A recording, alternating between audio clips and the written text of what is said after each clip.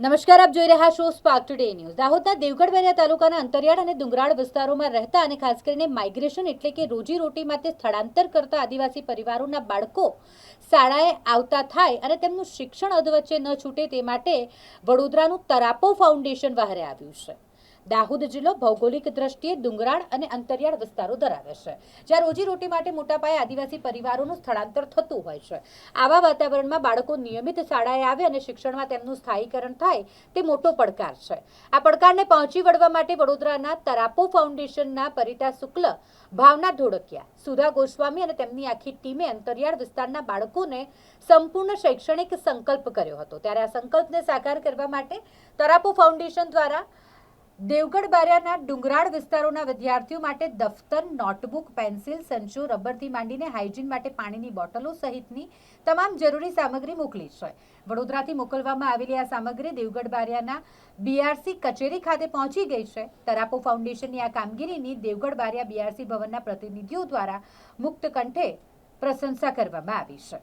આજ રોજ તરાપો ફાઉન્ડેશન વડોદરાના ટ્રસ્ટી શ્રી પરિતાબેન શુક્લા, સુધાબેન ગોસ્વામી અને ભાવનાબેન ધોળકિયા દ્વારા દેવગઢ બારિયા તાલુકાના બાલવાટિકામાં પ્રવેશ મેળવતા આંતરિયાળ વિસ્તારના આદિવાસી બાળકોને શૈક્ષણિક કીટમાં દફતર બેગ, પાણીની બોટલ,